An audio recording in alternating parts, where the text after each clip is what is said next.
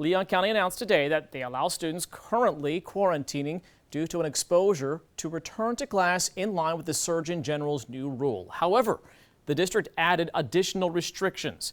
If a parent elects to send their child to school instead of quarantine, that child has to wear a mask regardless of opt-out options. Now, the district has also extended its mask mandate until the end of October if pediatric cases fall in our community.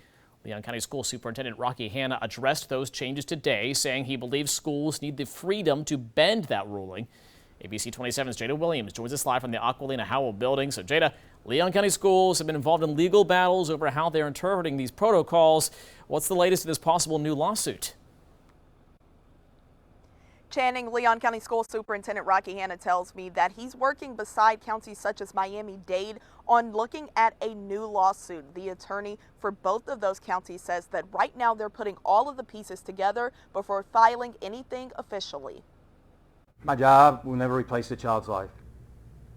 I went to a funeral on Saturday morning for a 40-year-old physical education teacher at one of our elementary schools that passed away. You can't put a price tag on that.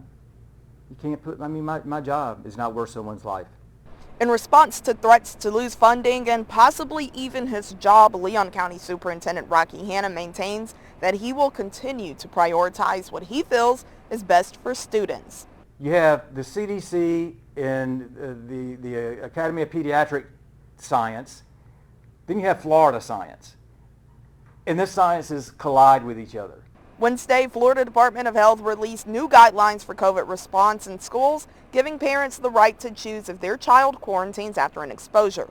Monday, Hanna took those changes a step further, adding a mask requirement for any student who doesn't stay home, while other board members suggest more steps. I think it's going to be a hardship on teachers to have to keep track of who, was quarantined and then they're supposed to be wearing a mask, and I would just suggest that we put this responsibility on the parent and student. As the changes mount, the possibility of another lawsuit looms. Effectively, by repealing the rule and enacting a new rule, we're now in a situation we're going to kind of have to start all over again. Jamie Cole represented Leon County and Miami-Dade in the first lawsuit. He says despite the rule change, masks are still at the center. Parent could decide not to have him tested, not to have him quarantined, so have him or her go to school and not wear a mask.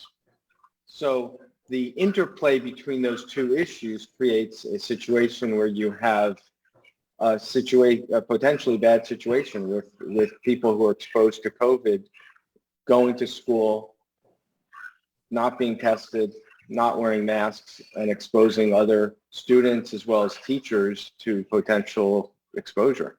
With plans any day to move full steam ahead. I completely analyze this before we just jump into anything. So we're doing that, and we will be proceeding quickly, but not hastily.